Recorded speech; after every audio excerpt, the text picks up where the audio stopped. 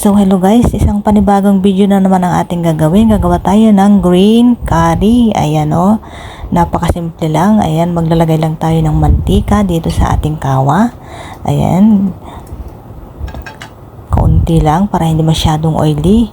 And then igigisa lang natin ang ating bawang sibuyas. Okay, pwede rin may bawang, hindi ko lang siya nailagay. Saka lemongrass.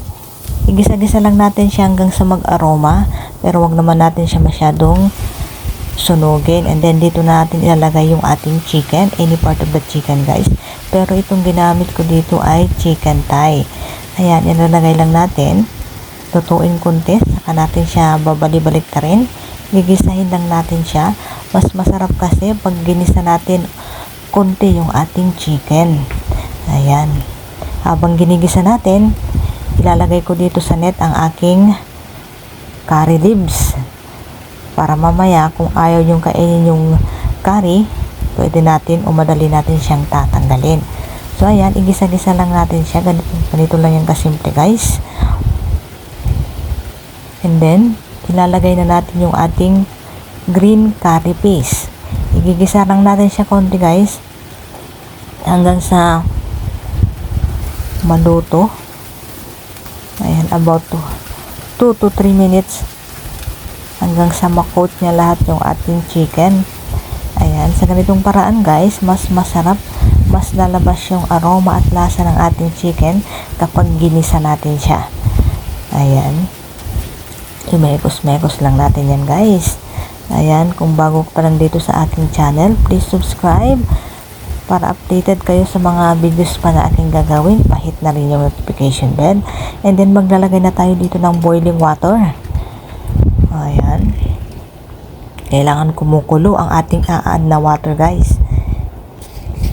And then hayaan lang natin siyang kumulo. Lulutuin natin ng about mga ilang minuto.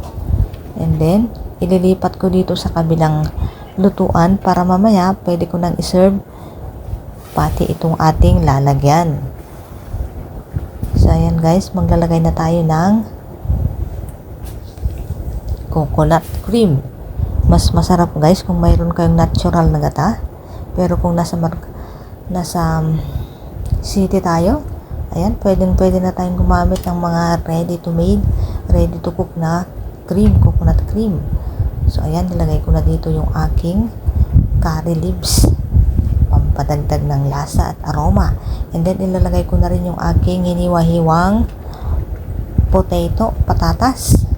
So ayan guys, pwede rin kayong maglagay ng gusto nyo mga green veggie, kagaya nyan, sitaw.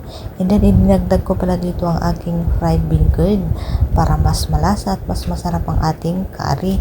And then naglagay na rin ako ng ilang piraso ng green chili, pampalasa o pampabango ng ating lulutuin. Ayan, lulutuin lang natin ng mga ilang minuto.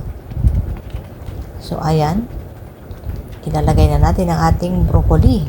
Ayan guys, pwede rin kayong maglagay ng zucchini or any green veggie na iyong nanaisin. So ayan guys, pakulo lang natin siya ng konti and then ready na ang ating green curry. So ayan guys, napakasarap ito guys. Kung nagustuhan niyo itong video na to, please comment down below, pa-subscribe and follow, and hit the notification bell. Maraming salamat sa inyo guys. Thank you for watching. See you on my next videos.